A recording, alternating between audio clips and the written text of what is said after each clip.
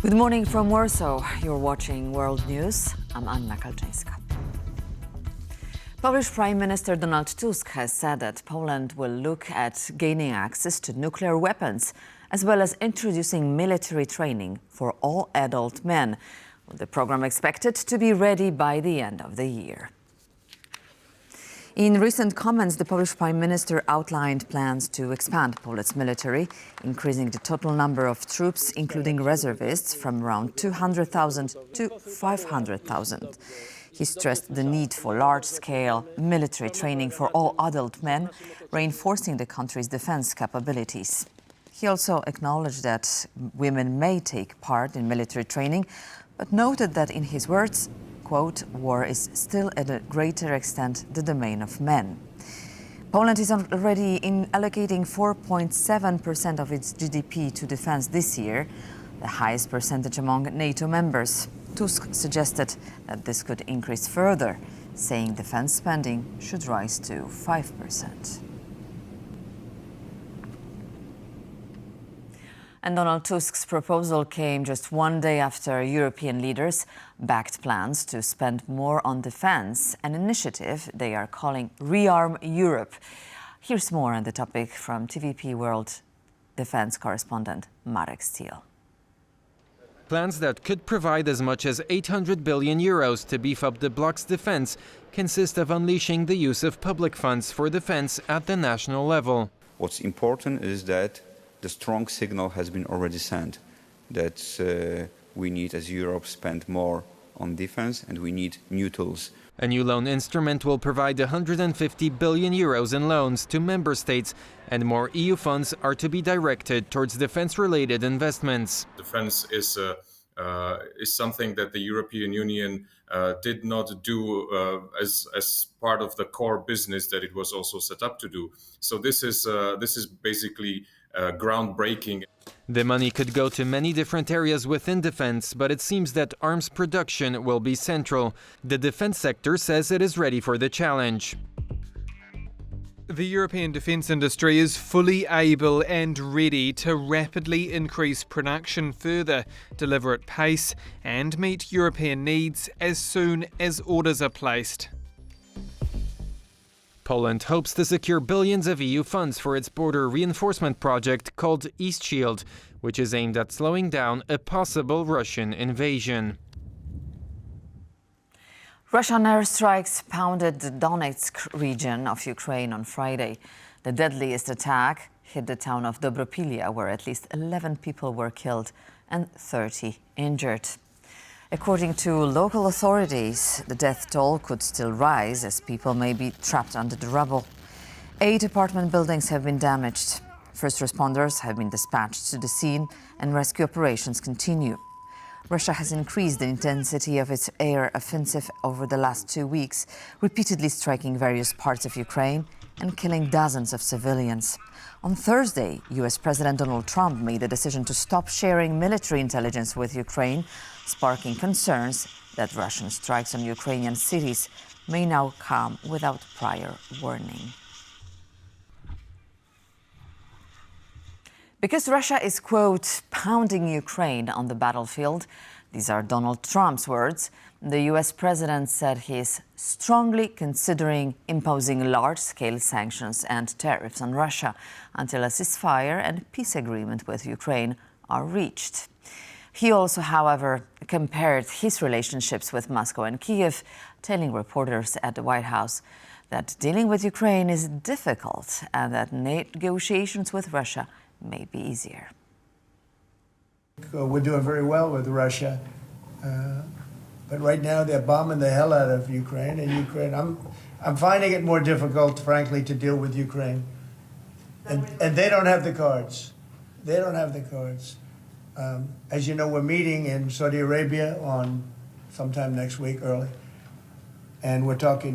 I find that in terms of getting a final settlement, it may be easier dealing with Russia, which is surprising because they have all the cards. I mean, they're bombing the hell out of them right now. And I put a statement in, a very strong statement. Can't do that. Can't do that. Mr. President, we're trying to help them, and Ukraine has to get on the ball and get a job done. I think both parties want to settle. I think if I wasn't president, this war would have had no chance of settlement, zero chance. But I think we're going to get it settled and stopped. We got to stop. They're losing on average 2,000 soldiers a week. That's a lot of soldiers. Do you agree, Peter? It's a lot of soldiers on both sides. I agree. I actually think he's doing what anybody else would do. I think he wants to get it stopped and settled, and I think he's hitting them harder than he's been hitting them. And I think probably anybody in that position would be doing that right now.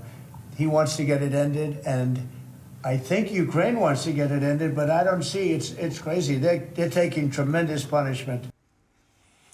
In his nightly address, Ukrainian President Volodymyr Zelensky reaffirmed the country's commitment to restoring peace.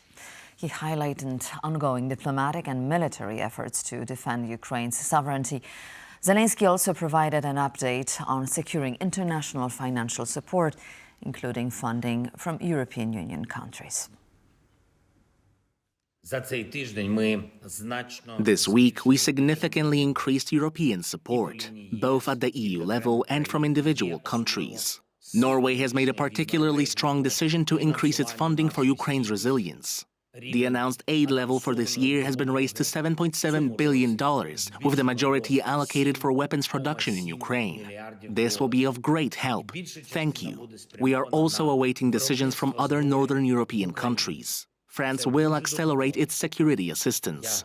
The Netherlands is prepared to invest 700 million euros in drone production. New commitments from our Baltic friends have been made to support Ukraine. Strong security agreements have been reached with European Council President Antonio Costa and European Commission President Ursula von der Leyen. We are preparing for a meeting of top military commanders in France. We continue working with our partners who seek peace just as much as we do, on concrete steps toward that goal. Next week will be extremely busy in Europe, the United States and Saudi Arabia, where we are preparing a summit to accelerate peace and strengthen security foundations. Piotr Strach, Vice President of Poland's National Defense Committee, says the U.S. has halted aid deliveries to Ukraine that were passing through Rzeszów airport. He confirmed that the aid pause had already been announced and is now being implemented. It seems to me that the US government has blocked not only aid leaving the Rzeszów airport, but simply all aid to Ukraine. The aid stationed in Rzeszów is the property of the US government, so it is actually the Americans who decide. It was announced that they would pause the aid, and now they're implementing this decision. We hope that this aid would be unblocked quickly. Unfortunately, the negotiations between the US and Ukraine are still ongoing, but I am hopeful that they will come to an agreement soon, and the aid deliveries will be resumed. The phrase, if you want peace, prepare for war, is more relevant than ever, according to Dariusz Wolnisz, head of Lithuania's State Security Department. He also suggested that traditional diplomacy is unlikely to be effective with Russia. Ladies and gentlemen, let us prepare. Let us prepare and be ready for the worst. I will repeat myself. Today, the phrase, if you want peace, prepare for war, has become especially relevant. Russia will perhaps not focus on diplomacy in this case, but sheer brute force, seeking to seize as much territory as possible, or even to occupy the entirety of Ukraine, claiming to simply be protecting itself from the NATO threat. We are simply saying that the diplomacy that we in the Western world believe in, democracy and diplomacy, does not work vis-à-vis with Russia. It is already at war, and they already imagine to be fighting NATO and say this openly everywhere, to their society and public. So we are saying that Russia can only be defeated perhaps by military means, not diplomacy. Now we turn to Greenland to check in with the locals. Donald Trump has repeatedly expressed his desire for the U.S. to acquire the self-governed Arctic territory and autonomous region of Denmark. Recently, he said the U.S. would take Greenland, quote, one way or the other. Sonia Gatabishchan is on the ground with more. In a Congress speech, President Donald Trump said that the United States would acquire Greenland one way or another. It is against this backdrop that the parliamentary elections are taking place next week. TVP World came to Greenland to get an idea of what are some of the hopes ahead of these elections. My hope is that we'll have a clear answer on the future for Greenland. And I think in many ways, of course, the interest from Trump is something that is very much on everybody's mind. But of course, also the interest from Denmark. That is very important for us to make sure that we stand much more on our own ground, that we represent ourselves. And that is why we're saying nothing about us without us, nothing about Greenland without Greenland. As a self-governing territory of the Kingdom of Denmark, independence is a key issue, having an impact on the atmosphere ahead of these elections.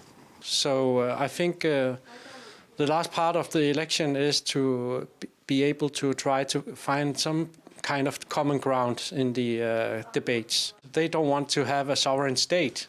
So they are very close, but if you don't want to be a sovereign state, if you don't want to own Greenland, it's difficult to have a discussion or find common ground.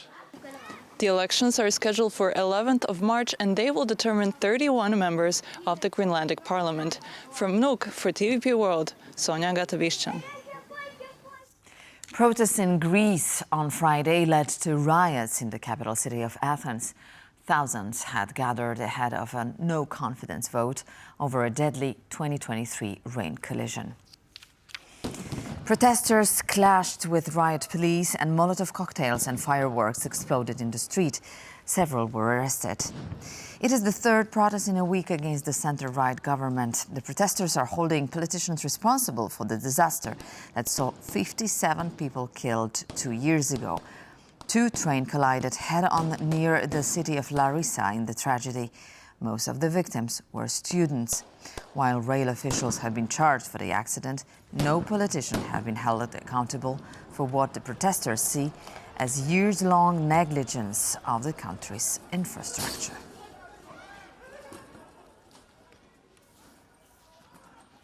And tens of thousands of protesters marched through the streets of Belgrade on Friday as demonstrations against the Serbian government continue. Protests have been ongoing since the Novi Sad tragedy, where 15 people were killed when a train station rooftop collapsed. Demonstrators are demanding accountability from President Aleksandar Vučić's government, blaming the disaster on official misconduct, corruption and poor construction standards. During a phone call with Russian President Vladimir Putin on Friday, Vučić reportedly referred to the protests as a colored revolution, a reference to the pro-democracy uprising that swept through former Soviet states.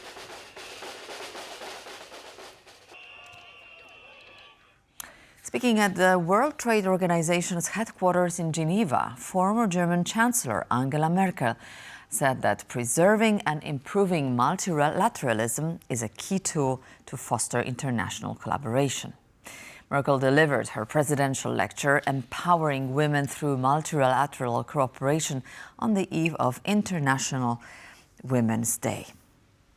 The WTO and its rules have made this possible. Multilateral trade regulated worldwide has made it possible. Industrialized countries have benefited, but emerging countries and developing countries have also benefited. The world's prosperity has grown. This means that if we only think about our own security issues, the world's prosperity will shrink again. Not everyone knows yet how much they are affected, but I would think there are good reasons to promote multilateral trade and its rules. Denmark's state-run postal service PostNord has announced it will stop delivering letters by the end of 2025, ending a tradition that has lasted over 400 years. Established by King Christian IV in 1624, the service has seen letter volumes drop by 90%, from 1.4 billion in the early 2000s to just 110 million today. Starting in June, Denmark's 1,500 postboxes will be removed. Danish Transport Minister Thomas Danielsen reassured citizens that mail services will continue, noting that there is a free market for both letters and parcels. And that's all in this edition of World News, but please stay tuned to TVP World for more.